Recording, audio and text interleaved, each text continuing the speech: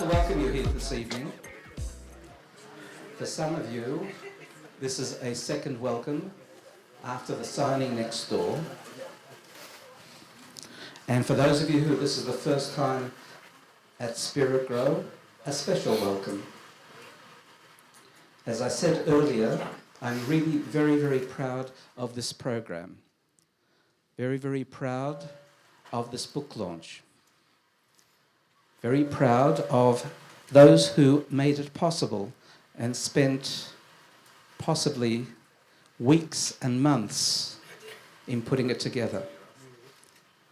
I know when I was writing my first book, it's the better part of 2 years in my instance. The kind of dedication and commitment that they had to display to make it happen is nothing short of amazing. It's always much, much, much more than what one expects. But that's not what I'm proud of. I'm proud of its content. I'd like to share with you an introduction to this evening in the following manner. What is the primary motivation of human endeavour? What makes us tick? What makes us get up one morning and say, I must write this book? Or, more prosaically, what makes us get up in the morning and just work through the day? Or to think 10 years ahead and have a vision? What are we seeking? On the surface, contemporary society suggests it's somewhere embedded in the word success. But success, like coinage, is just a means to yet a higher end. And most people go through life never really identifying that higher end. They remain on the treadmill of life, waiting somewhere around the corner, a thing called happiness and fulfillment will suddenly hit them if they go long enough on the treadmill. And it doesn't work like that, because the treadmill goes nowhere. You have to have a belief system, a belief in that goal, and a belief in yourself. In Jewish spiritual teachings, we call that emunah and bitachon. Emunah, which we commonly translate as faith, and bitachon, that we often translate as security. We have a Sar HaBitachon in Israel, the Minister for Security, for Defense. Emunah means a belief that whatever life has served up to you till now, both in terms of formative childhood development, in terms of your genetic makeup, in terms of the environmental influences that have shaped you, are there purposefully from above for your benefit. That's emunah. No one is dealt a bad card. Everyone is dealt exactly that situation which can allow them to grow through and be fortified by, or choose to sink and adopt a victim mentality. That's emunah. Bitachon is the belief that the challenge you face now will have a positive outcome. These are definitions that the Lubavitcher Rebbe shared. Emunah deals from the past to the present. Everything that has ever happened to you is for your current good. Bitachon deals from the present to the future. The challenge you face now will have a positive outcome. Can I prove this to you? Absolutely not. Axiomatic propositions in life cannot be proven. That's why, by definition, they are axioms or beliefs. Contemporary person, however, unfortunately, lacks that vision of belief. And yet that is the pathway to happiness and fulfillment. There was vision, belief, in the construction of this particular text. There's vision and belief by the exponents of that text. They had to have emunah and bitachon, and still do, at this very point in time. So the first thing I wanted to note to you is that one of the strains that I picked up during my cursory reading of the book is that the book is not, as I said earlier in the other room, a technical book. It's a book about life. And ultimately, it should propel you to gain a vision that will define itself in constancy of goals and tasks and allow you to get up in the morning and have a pathway to tread on. That's what we need to do at some stage of our life. And that's very, very important. So Joel, I don't want to take up much time this evening, but I did want to make this the setting for what will come. And I'm particularly happy, as I said, to have you and your wonderful colleagues, who I have the good fortune of knowing, being here tonight and sharing with everyone here some aspects of the technical expertise, but I'm particularly interested in seeing what is the humanity, the Menschlichkeit, and the goal orientation, which is the bigger picture that flows through the book. I called it earlier a holistic text, and I think it is. And in so doing, I'm going to hand over to Joel and ask you to conduct the evening, and I shall visit you towards the end. Thank you. Thank you.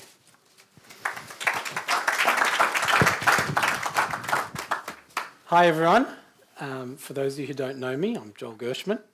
I work as a business coach, helping business owners to grow their businesses and improve their businesses and improve their lives.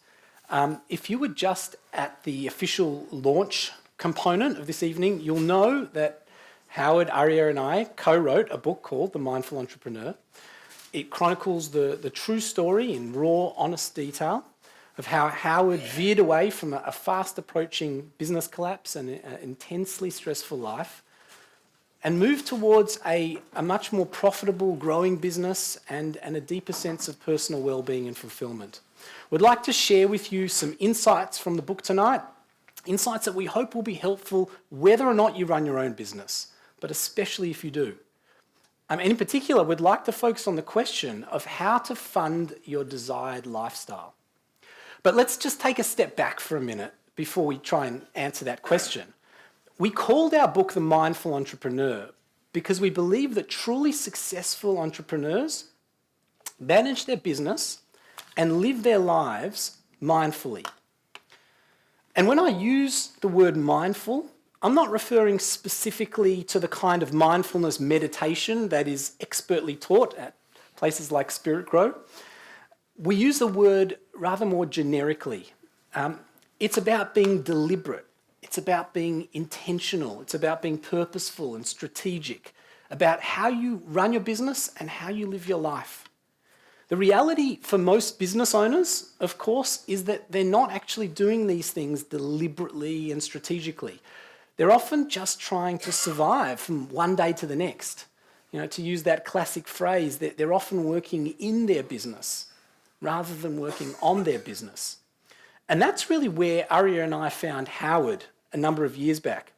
Howard, can you stand up for a second and tell us a bit about where you were at then when we first started working together, just to set the context? I'm going to come over here because I don't have a mic on. Thanks. Hi, everybody. I'm Howard. Can I just see who's actually read the book? Oh, good, not too many. Thank God, otherwise I wouldn't understand why you're here. So I've been dreading this moment because somehow writing the book was hard enough. And then when the book was published, it was sort of like it was out there, but actually meeting people who may have read what we wrote is quite a terrifying moment. So that's not why I'm supposed to say it here right now. I think there's one statement that I want to make, which I've been holding back and waiting for the moment to say it, which is that I am not the mindful entrepreneur. Okay? the mindful entrepreneur is a process, and I'm on that process and engaged in that process, and I am far from mastery. Okay, so I think it's. I just want to make that clear. Okay, I'm struggling still every day, but maybe a little bit more joyfully and with a little bit less pressure than was the case.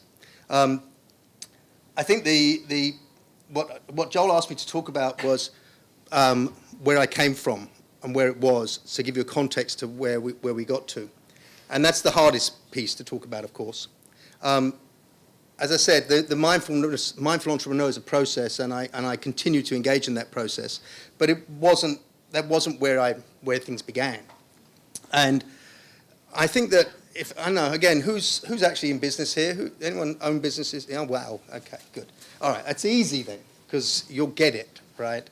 It's hard, right? And what's been amazing is the number of testimonials that we've got from the book. And the best thing is getting those testimonials from people we don't know, because otherwise you think, yeah, you're just saying it because you're friends and all that sort of stuff. But people relate to the story, relate to that waking up at 3 o'clock in the morning, right? Just terrified because you don't know how you're going to pay the bills, right? That worried about Andrea going into a shop and paying for something on the credit card because you're not sure whether the credit card's going to actually clear or not, right? And the pain that she'll suffer and that she can't do anything about. And to be honest, that she's much more significant in this story than I am, because our partners don't have the control, right? They live with us in this madness of being an entrepreneur and running a business, hoping that we'll be successful. And they go through the emotional, hopefully ups and downs of that process. And in that process of struggling, of paying the bills, of worrying how you're going to build a business, of whether you're going to survive tomorrow, another month, another 3 months, how you're going to pay the salaries at the end of the month, all those issues that we all know about, it impacts on your life, right, on your personal life. And I noticed, I think when Aryeh and Joel came into my life, particularly Aryeh, I began to notice how closed I had become, right? I've got an amazing, amazing woman who's my partner, and she could see it all the time. But the pressure closes you down and separates you. And in that place, if your relationship isn't very, very strong, then it can fail, right? And that's a really, really scary thing when you combine with the fact that you're trying to run a business and manage a business and stay alive.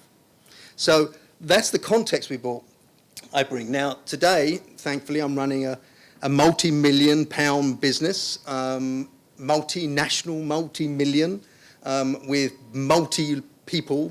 I hate have lots of people. It's really annoying. Wouldn't it be great to have a business where you don't have any people? It wouldn't be fun, actually. But so I'm running a business. It's profitable, okay? It's nice to say. And I know it's profitable. I actually know what the numbers are, and I can track what the numbers are. That's a real breakthrough for many businesses, right? To actually understand your financials and know where you stand in life. And all of those pieces, that what brought that together was really process and systems. And the concept, am I supposed to talk here about the cash flow thing? That's later. No, we'll talk about that. So just to say, because it all gets caught up, right? So the pain that you feel can only be alleviated when you put the systems in place to actually manage the events.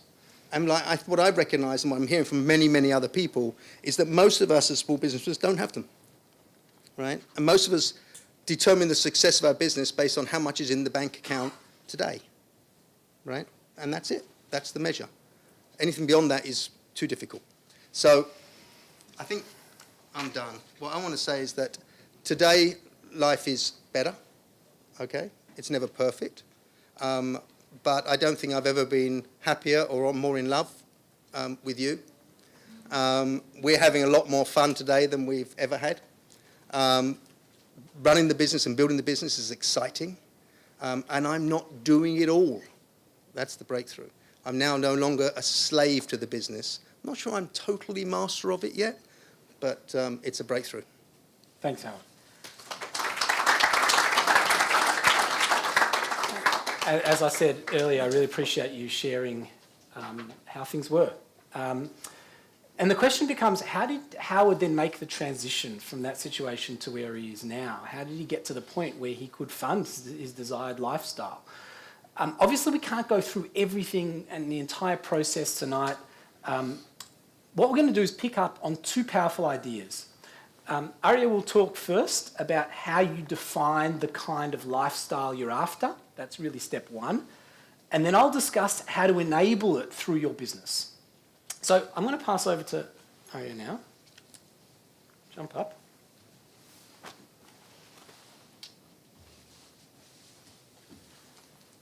Good evening. Rabbi Nachman from Breslov, he says that parents often put their children to sleep at night with a story. But he says that he tells stories to wake people up out of their slumber.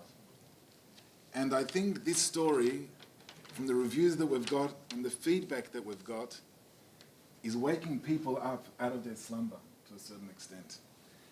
And it's a real breakthrough for many people to suddenly think, to stop and to think, even though in the very deepest recesses of our consciousness, each and every one of us know that when we wake up, we have a very specific, individual, and unique mission to accomplish in this world. The great Kabbalist, the Aryeh, he said that the fact that in this room, each and every one of us have a different face. We all look differently. We've all got two eyes, a nose, a mouth, ears, arms, legs. But each and every one of us looks different. And he says that if that's true in the physical, it's true in the spiritual world as well, the spiritual dimension as well. Which means that each and every one of us has something unique to contribute to this world. As someone said today, it's her birthday, made a fantastic insight and a beautiful concept, a beautiful idea. She said, the day that I was born was the day that God decided the world cannot run without me. A beautiful idea. And the truth is that every morning that you wake up and that your heart's beating in your chest and that you can function and contribute to society, God's telling you, the world cannot function today without you.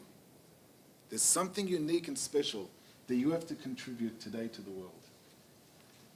And as business owners, people often get stuck. And when I met Howard early on in this, he had a lot to contribute. He had a lot to give to society, and he was doing tremendous things for the community. But this business was just bogging him down. So tonight, the topic is how to fund your desired lifestyle. And the question is, what is that desired lifestyle that you're after? And the question that needs to be asked in order to reach desired lifestyle, in the Hebrew word is ratzon. Your desired lifestyle is what's really important to you in life. To ask yourself, meditate, contemplate deeply on what's important to you in life. What are your core values and what are your goals? And unfortunately, because of the race that we're in, of how technology, our businesses, our lifestyle has encroached on our life, we don't have the time to do so. I consciously do not listen to the radio in my car. So those 15-minute drive that I have from school, from Brighton home to Elstonwick, I have time to just sort of realign myself with what's important and what's critical in my life. I had an iPhone. I sold my iPhone for one of these antiques. I had to go to an antique shop and buy one of these. Because I don't want that. I made a conscious decision to live to my cause, that my family, when I come home, my family is number one priority. That when I'm at work or when I'm teaching my students, they are my number one priority. And I don't need a beep going on every few seconds controlling me and telling me what to do. You know, one of my favorite childhood memories was Alice in Wonderland. And there's that scene there where Alice is running around and that big cat comes from the back with the big green eyes. And Alice says, would you please tell me which way I ought to go from here? And the cat says, that depends a good deal on where you want to go. Alice says, I don't much care where. So the cat responds back, then it doesn't really matter which way you go. If we don't know where we're heading, if we're just running, but we don't have a direction, a goal, a core purpose of where and what we want to be and what we want to achieve in our life, we get stuck.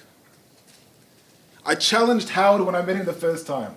Howard told me the very first time that his need, when I asked him, Howard, what do you need? What's your core need today? He told me cash. Cash flow. And for business owners, that is the reality, to pay the bills. And I know it from my own life as well, even though I'm not a business owner, but from my own life to ensure that I've got what to keep my family secure and pay the school fees and so on. But I challenged Howard. I told him, certainly there's something deeper. Certainly that when you have the cash flow, there'll be something deeper in there that you need to discover, and that was your core value. And I told him about Maslow's hierarchy of needs. In 1949 or 43, that Maslow published his paper, The Hierarchy of Needs. He said once a person has their biological and physical needs taken care of, food, shelter, that's the basic primary need. Once that's taken care of, a person needs to ensure that they've got their safety needs, freedom, security. Once that is fulfilled, a person moves on to the level of love and belongingness, feeling and having relationships with other people. Then it moves to esteem, self-esteem, and the highest level is self-actualization.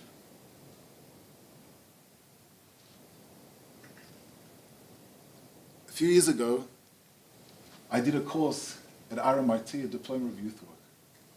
And one of our very first sessions, we had to interview other people in the group. And I was paired up with a guy called John. I was a bit scared to interview him. We had to interview each other and then report back to the group. I was a bit scared. He had a big black eye. He told me a story. He said he was born to an affluent family, went to the best and most prestigious schools in Melbourne, graduated, went to university, did his bachelor in accounting, MBA, and he was a highly successful accountant and financial advisor. He had the dream life, 6-figure salary, he had the corner office, the sports car, he had it all. His four levels of Maslow's hierarchy were fulfilled. But there was something that kept gnawing inside deeply and wouldn't let him rest. And he felt that he was taking a lot from society, but felt that he wasn't contributing. He made up his mind after a few weeks of this that he's not living to his core purpose. And he tells me there in this interview, I got up one day, I wrote a letter of resignation, and I resigned. He said he Googled the nearest YMCA. He went there and he volunteered to work with youth immigrants who had just come to Australia and help them integrate. After volunteering for a while, he saw that he had some talent with this, and he got a job in a youth detention center, working with youth in youth detention and trying to rehabilitate them and help them out. And he says, for the first time in my life, I feel fulfilled and happy. So I asked him, what's with the black eye? He says he was refereeing a basketball match, and he called a foul on someone, and he wasn't happy. And that's where he got the black eye from. He said, I have not been happier. Now, we're not suggesting for one moment that anyone in this room quit work tomorrow and go and become or do something like that, radical like that. But what touched me with this story is that once a person has a conviction and a determination of who and what they want to become, with absolute clarity, then they have the courage to take the steps to actualize their dreams. And how many of us have dreams in our minds of who and what we want to be, who and what we want to become, and are just waiting for that push, for that drive, for that inspiration, for that moment to make that a reality. Viktor Frankl is one of my inspirations. And in his book, The Unheard Cry for Meaning, he says that for too long we have been dreaming a dream from which we are now waking up. The dream that if we just improve the socio-economic situation of people, everything will be okay and people will become happy. The truth is that as the struggle for survival has subsided, the question has emerged. Survival for what? Ever more people today have the means to live, but no meaning to live for. And just let that resonate for a moment. You know, when I was talking to Howard and to my students and to people that I've counseled and mentored and coached along the way, this becomes the key. People who have it all and are yet searching for more, feel unsatisfied and feel that they need something more. And it's once they discover their core purpose, and once they discover and realize and start living their core purpose, then that happiness, that sense of fulfillment becomes real for them. Viktor Frankl says, though, that, and research backs what he said, he was a incredible individual. He says, though, that when we start living our core purpose, the focus has to be outward. In this quote, is that the next one? He says that the more you aim to make it a target, happiness a target, the more you're going to miss it. Happiness cannot be pursued. It must ensue. And it only does so as the unintended side effect of one's personal dedication to a cause greater than oneself, or as the byproduct of one's surrender to a person other than oneself. Then you will live to see that in the long run, happiness will follow you precisely because you had forgotten to think about it. In his book, Man's Ultimate Search for Meaning, he says that you take a photo of a child, unposed. The child, you get the sweetest photo. Those of you who are into photography, the best photos that you get of children are those that they're unposed, in their natural habitat, when they're just, the moment you tell them, stop, smile, suddenly the pose, the face becomes unnatural because it becomes focused on themselves. When one's focused in the environment, when the kids are playing and engaged with each other, the beauty shines forth then. So how do you arrive there? How do you get to your core purpose? In the book, it's a whole chapter and it's a long process. I want to try with us tonight, with your permission, just a very 3-minute short meditation. To contemplate one thing. In the book, it's quite morbid, and I'm not going to do it with you tonight. I don't do it with my students at school because they find it too confronting. It comes from The 7 Habits by Stephen Covey. Sean was his son, but Stephen Covey, where he tells a person to imagine they're at their own funeral and they're hearing their own eulogy. We're not going to do that tonight. Instead, I'm going to ask you to think that you're a little bit older than what you are. Perhaps 90, 95 in good health. And that your family, you know what, if you can close your eyes, make it real so you can visualize this, I'll take you through it. You're 95 years old. Your family has gathered together. Your children, grandchildren, perhaps even great-grandchildren. And they've come to pay tribute to the life that you have led and the lessons you have taught them. And I want you to finish these 3 sentences. We have come tonight to pay tribute to Grandma or Grandpa for the impact that they had on our lives. And I want you to finish these 3 sentences. He or she taught us that. Just think about that for a moment.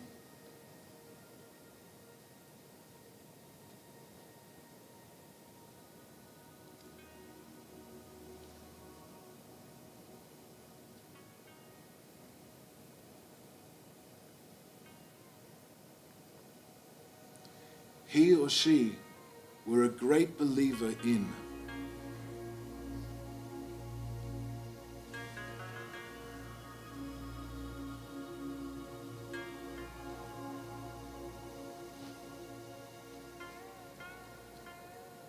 the legacy that grandpa or grandma, Saba or Safta, left for us is.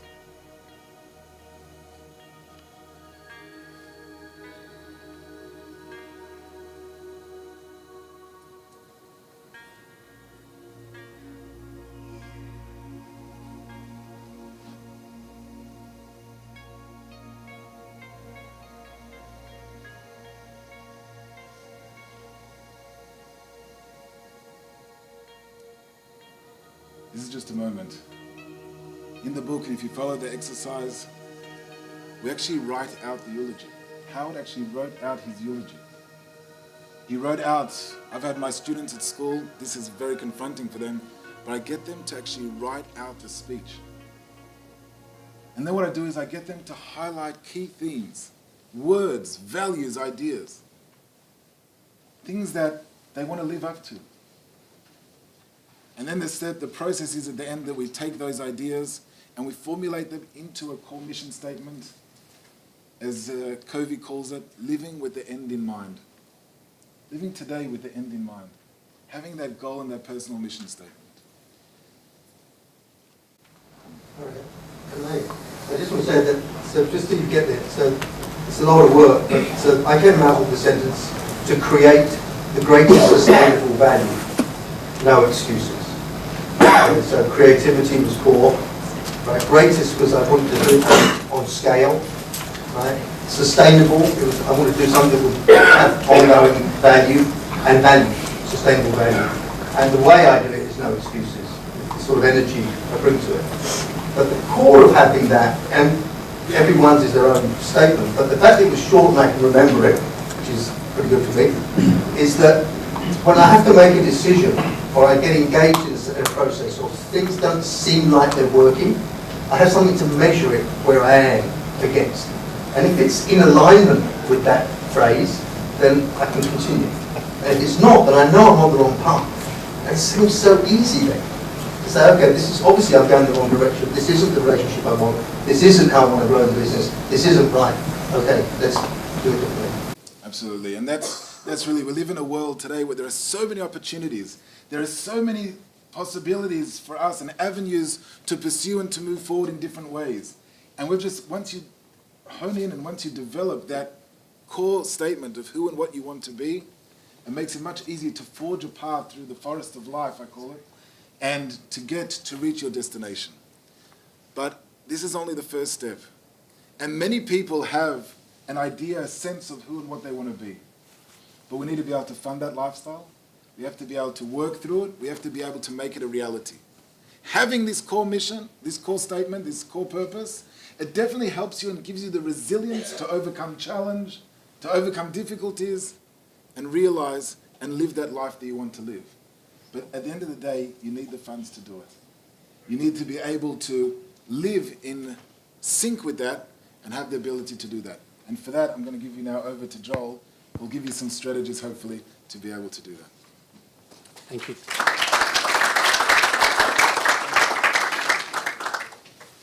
So there's so much I could say about how to grow a business effectively in a way that funds your desired life, whatever that life is. So I want to pick on just one idea, right? One key idea tonight. When people think about how to fund their desired lifestyle, they often think about sales and marketing strategies to bring in more revenue for their business. And while revenue is obviously critical, it's actually not enough on its own. Not if you want to grow a business that supports your desired lifestyle. You see, most small businesses rather, are largely dependent on the owner. Right? You may experience this yourself, which makes the business totally absorbing, sapping so much of your time and energy, creating constant stress and frustration as you do everything, manage everything, solve every problem, put out every fire. That's certainly what Howard was experiencing when we first came into contact. And in that situation, more growth layered on top of an already pressured system actually won't help you. It's detrimental. Right? It's detrimental for the business and it's detrimental for your sanity. Instead, let me say something controversial. I'm going to say that to create the lifestyle you desire, you actually need to do something quite radical. You need to break free of your business. Let me explain. Right? If this is how you are, I'm going to suggest you need to unshackle yourself. Right? For those of you who are business owners, do you ever find yourself saying, if I'm not doing it, if I'm not watching it, if I'm not making it happen, then it just doesn't happen, at least not properly? Right? It's common, but it's debilitating. Because if your business can't run without you, if you can't safely leave your business for a few weeks, then you don't really have a business. You have a job with overheads. Right? Anyone feel like that in their business? Quick show of hands. Don't be embarrassed. Yeah? Some people. A business that truly serves your life, on the other hand, is a business that gives you the freedom to choose how much or how little you want to be involved. That's what breaking free means. It doesn't mean you're going to get out of your business necessarily. It's about choice. But here's the thing. Choice doesn't occur on its own. You need to create it. And that requires you to intentionally design your business to run smoothly and profitably with or without you. Right? I always say you need to design it to run on time as promised every time seamlessly like a well-oiled machine, even if you're not there. So it no longer depends on you. And then you can live the lifestyle you want. That kind of business, the kind that kind of just works almost by itself, is often called a turnkey operation. Have people heard that term before? Yeah? It's the kind of business that builds a true saleable asset that people would actually buy at the end of the day. It's the kind of business that entrepreneurs seek to create. And to be honest, if you want to choose how to live your life, it's the kind of business that you need to create too. But I've got a question for you, and that is, how do you create this kind of turnkey operation? Any takers? What do you do? Probably value your employees. Value your employees, nice. What else? Train your employees. How do you train your employees?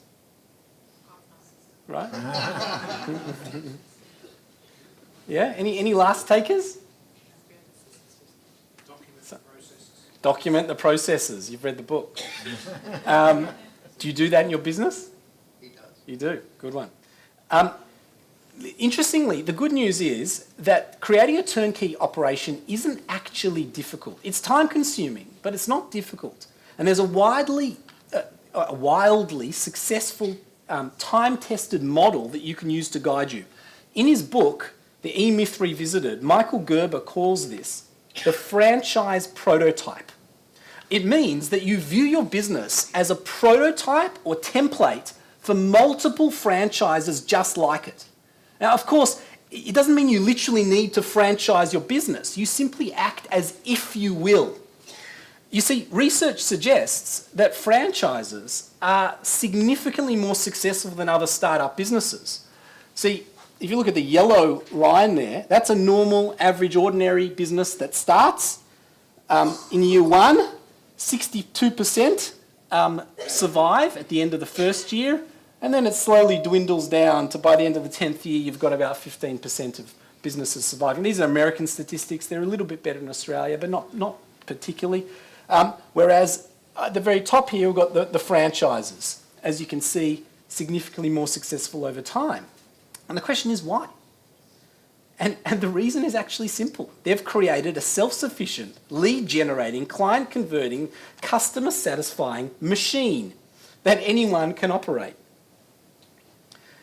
Whatever you think of the health benefits of McDonald's burgers, for example, it's hard to deny that the majority of McDonald's stores are hugely successful. I don't know if you know this, but they average $2.3 million in sales no matter who runs it or where it's located. Why? Because they've set it up to be virtually impossible to fail.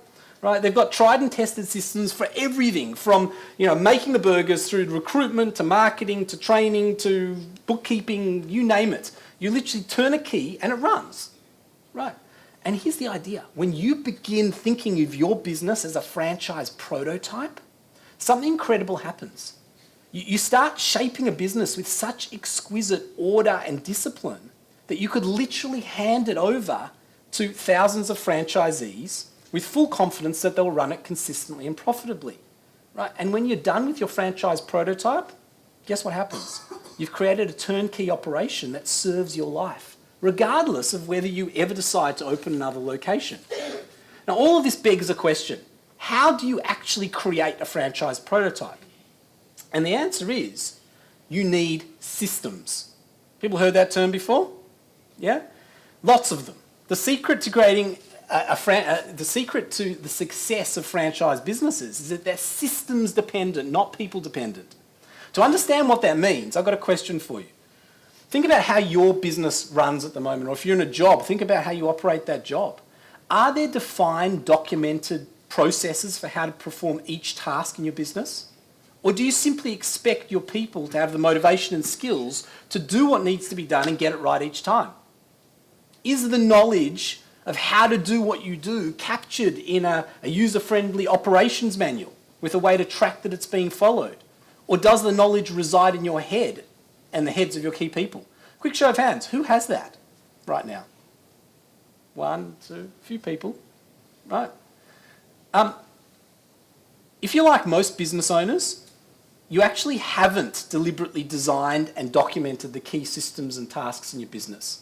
In other words, you haven't systemized your business. Systems are documented, structured, step-by-step processes for performing tasks to achieve desired results. And not having them is more dangerous than you might think. Just quickly throw it open to you for a second. Why is that the case? Right? Why do systems actually help? It takes some time to create them, so why bother? Yeah. Less room for error. Nice. So if there's a process to follow, it means that, I have some guidance there. I'm less likely to go off track. Yeah. Keep others. Yeah. Uniformity and consistency. Why is that a good thing? May not be, but sometimes it's necessary for certain businesses, I would think. Want to achieve a uniform outcome? Yep. Nice. Others. Yeah.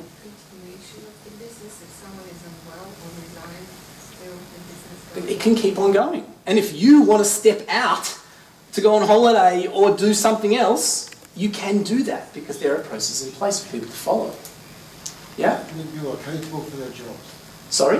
Making people accountable for their jobs. Making them accountable for their jobs. Why? Because there's a process they have to follow and you can... You can't come around and say, for example, like you said earlier on, nobody ever does it properly or because they know what's expected.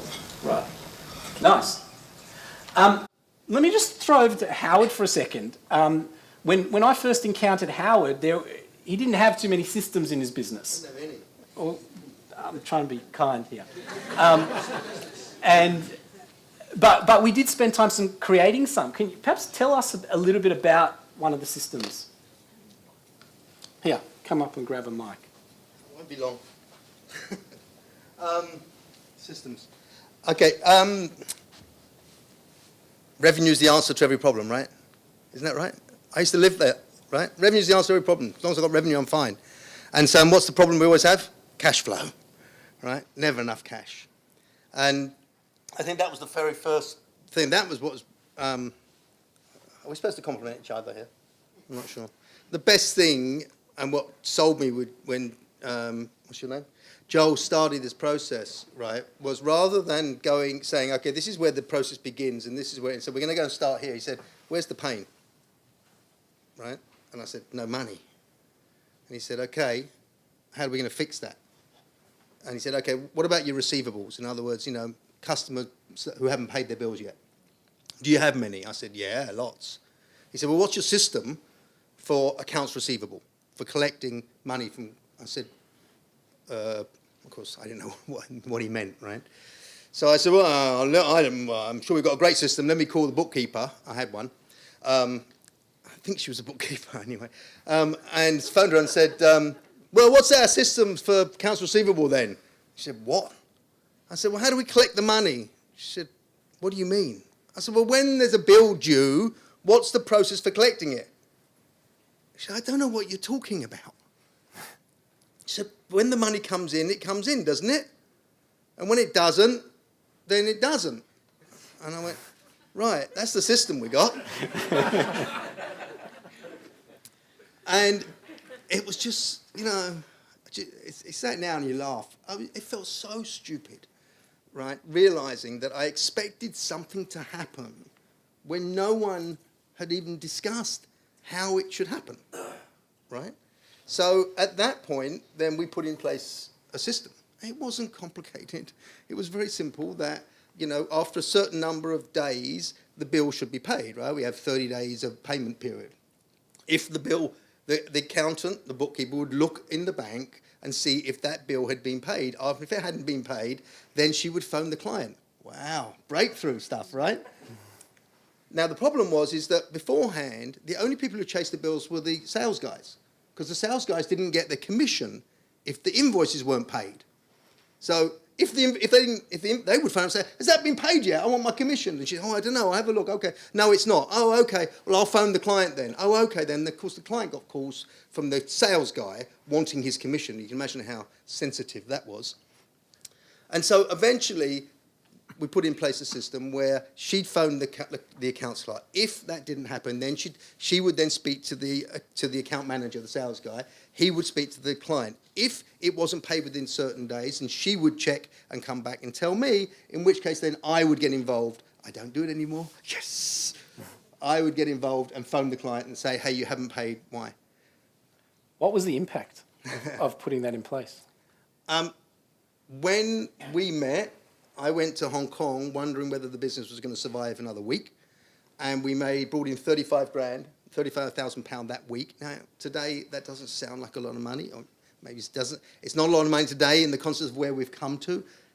It got me out of trouble. And just by calling up clients. Yeah, oh, duh. You know, hey, you haven't paid your bill. Oh, right. Sorry about that. Let me pay it now. Oh, okay, fine. Literally, the bookkeeper phoned me up and said 3 clients were really grateful. I didn't want to phone the clients. I thought we'd sound desperate, right? Oh, chasing money. Oh, you must be in trouble. The clients were so grateful that we had called them to remind them that there was a bill unpaid. We had this system that they had, that their partner in the law firm would leave the invoice on his desk and forget about it. No intention not to pay. Just didn't do it. And when we phoned the accounts department and say, hey, we haven't, oh, really? Oh, I bet it's on his desk. Hold on, I'll go and find out. And literally they'd go, we'd wait on the phone, they'd come back and say, yeah, I've got it, I'm paying it now. Thank you. So, yeah, system. Does that answer it? Thank you. Yeah. That's just one example of a system that we put in place. And to be honest, the big message here is if you want your business to run smoothly and profitably without you needing to be there all the time so you can live the lifestyle you desire, play golf, whatever it is that's important to you, you actually need to create systems for everything, from collections to sales to marketing to bookkeeping to production and delivery. And while you still need to take ownership for your business, you can never totally remove yourself, it won't need to run your life. Of course, at this point, many business owners have an objection. And they'll say, okay, I get how you can create a system for a simple task like flipping burgers at McDonald's or maybe even collections. But what about complex tasks? In my business, it's a bit of black magic, people often say to me. People can't do things the way I do them. Well, I want to tell you one story, and I want to really end with this story.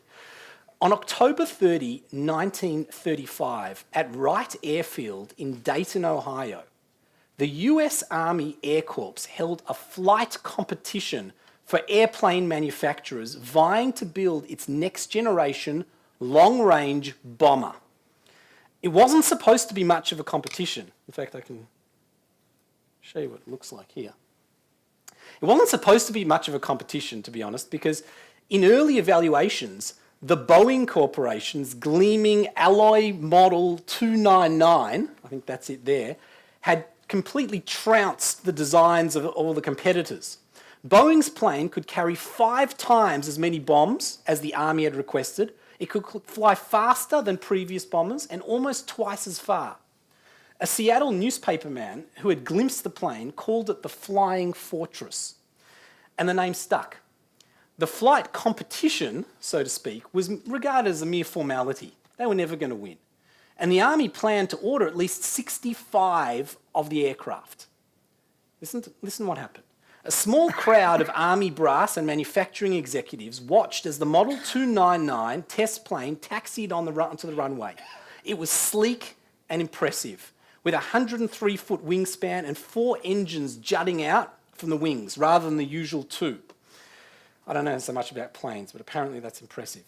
The plane roared down the tarmac, lifting off smoothly, and climbed sharply to 300 feet. Then it stalled, turned on one wing, and crashed into a fiery explosion. 2 of the 5 crew members died, including the pilot, Major Ployer P. Hill. An investigation revealed that nothing mechanical had gone wrong. The crash had been due to pilot error, and so the report said. Substantially more complex than previous aircraft, the new plane required the pilot to attend to 4 engines, a retractable landing gear, new wing flaps, electric trim tabs that needed adjustment to maintain control at different airspeeds, and constant speed propellers whose pitch had to be regulated with hydraulic controls, among other features. And while doing all this, Hill, the pilot, had forgotten to release a new locking mechanism on the elevator and rudder controls. The Boeing model was deemed, as the newspaper put it, too much airplane for one man to fly. The Army Corps declared the competitor, the smaller design, the winner. And Boeing, just quietly, nearly went bankrupt. Still, the Army decided to purchase a few aircraft from Boeing just as test planes, and some insiders remained convinced that the aircraft was flyable. So a group of test pilots got together and considered what to do. What did they do? Process, system, checklist, right? They could have required Model 299 pilots to undergo more training, but it was hard to imagine that having more experience than Major Hill, he was the pilot who died, who had been the US Army Air Corps Chief of Flight Training. There couldn't be anyone more experienced than him. So instead, they came up with an ingeniously simple approach. They created a pilot's checklist with step-by-step checks for takeoff, flight, landing, taxiing, etc. With the checklist in hand, the pilots went on to fly the Model 299 a total of 1.8 million miles without one accident. The Army ultimately ordered almost 13,000 of the aircraft, which it dubbed the B-17. And because flying the behemoth was now possible, the Army gained a decisive air advantage in the Second World War, which enabled its devastating bombing campaign across Nazi Germany. And as the grandkid of 4 Holocaust survivors, to be honest, I credit my existence right now to that checklist. Right? That's the power of systems. Right? It doesn't have to be difficult. Let's apply this to your business. We're going to finish up in just a moment, but I'd love if all business owners in the room, anyone who's involved in a business, in fact, to take a minute to think about one task in your business that, if systemized, could make a huge difference to your business and your life. Just take literally a minute. Have a think about it. What system would that be? And make a commitment to go and create a checklist for it. It doesn't have to be difficult. If you read the book, you'll learn more about all the steps to creating a system, but at its core, it's not difficult.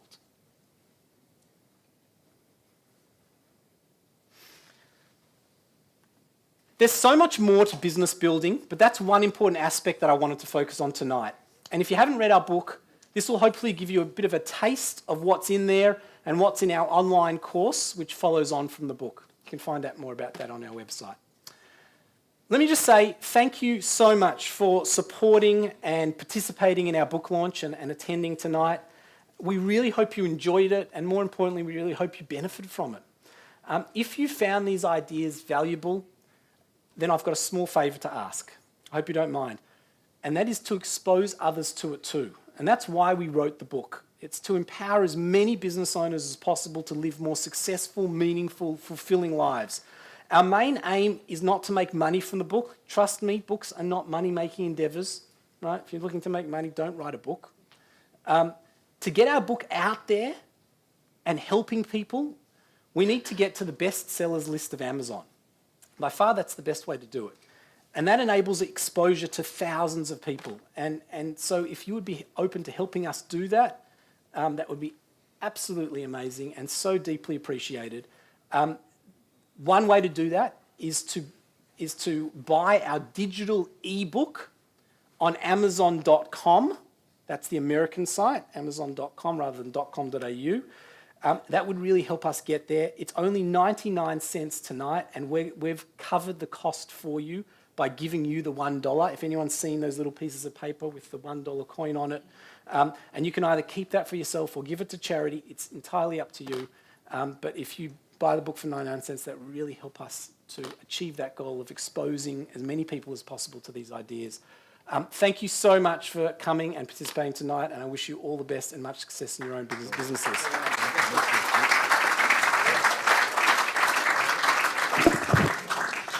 You see, they thought they'd get off so lightly without you charging them with any difficult questions, but I'm not going to make up for that. So, let's put them to the test. Put your hand up and really check them out. Any questions? Yes? By systems, you mean procedures? Yeah, there are different words for it, but it essentially means a step-by-step process for how to perform that task, whatever that task might be. Some people use the word procedures, some people use the word processes, some people use the word systems. Operations manuals, lots of words that describe the same thing. The challenge is operational manuals generally don't go down to the individual actual task. So when you look at, McDonald's, the process says, take the burger on this particular tool, lift it, move it to the right, put it on the thing, and take the tool out. It's down to that, so that you can't get it wrong, right? And therefore, you know that as long as they follow the task, that's another part of the book. You have to make that an absolute requirement of the business. But if they follow the task, they're going to do it right. And therefore, you can stop worrying about it. That's, of course, why McDonald's can have 14-year-olds, serving people and 19-year-olds managing the place.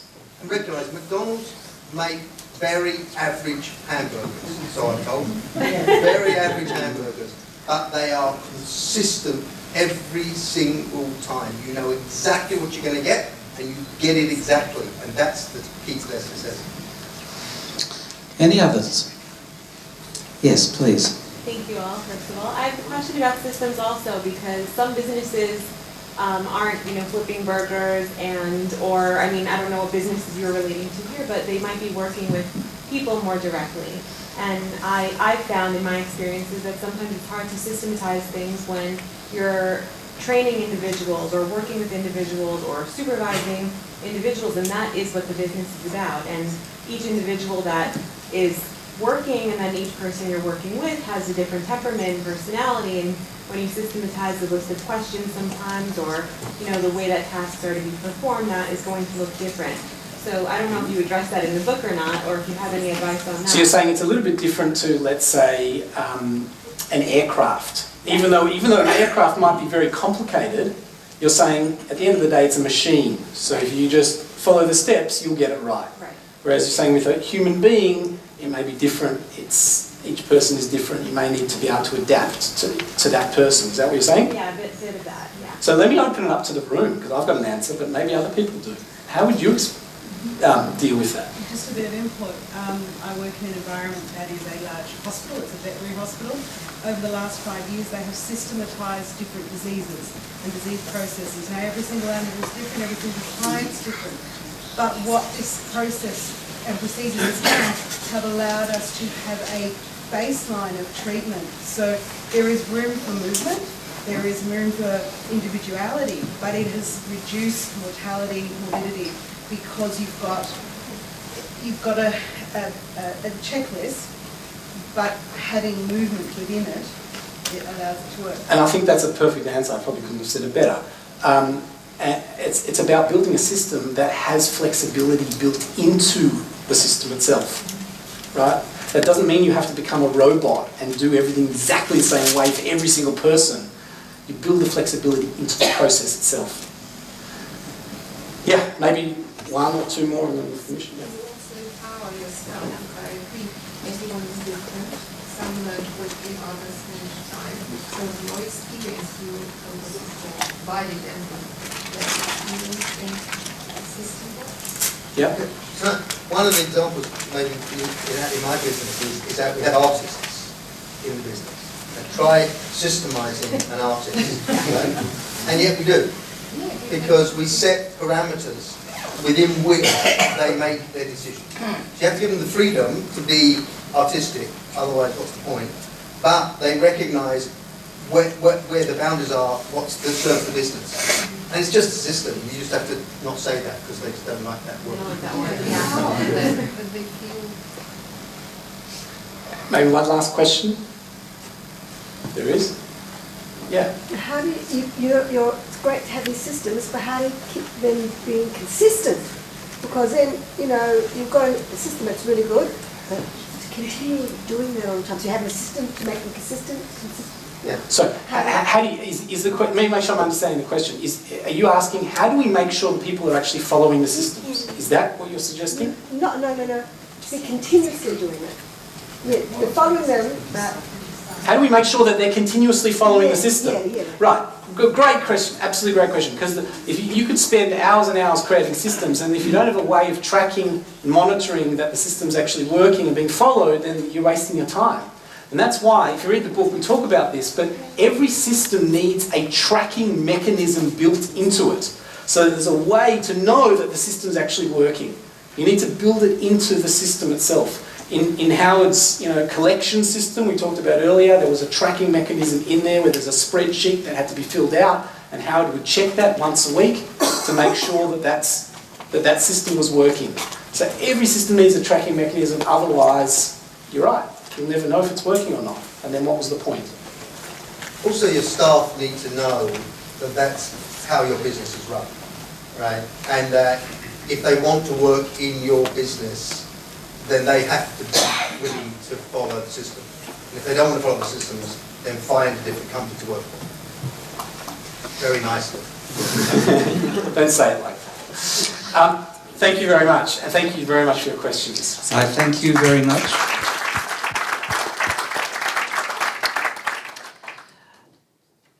Some years ago, I was invited to speak to the Fortune 500 convention in Los Angeles, and it happened to be the automotive industry.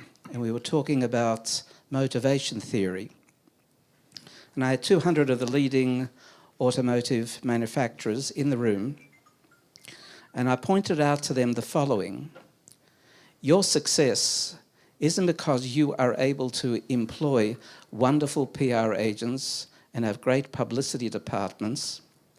The reason you are successful is because you understand that the secret ingredient of selling is to create within the purchaser a sense of enjoyment, satisfaction, and fulfillment.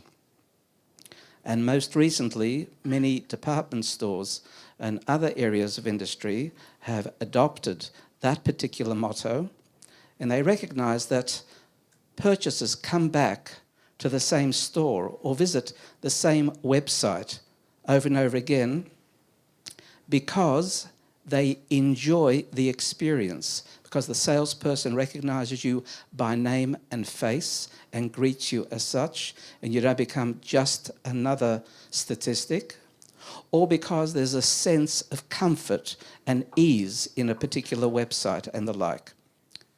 In other words, ultimately, the world of business works on your sense of personal pleasure. And I think it's very, very important. We haven't touched on much of that tonight, and that wasn't the purpose, because tonight is about personal excellence and being able to utilize the techniques that lead to the personal excellence in context of your particular enterprise. Let me ask you two questions. How many of you came here this evening wanting to know how to make more money? How many of you came this evening because you're relatives of Joel? And how many of you are lying?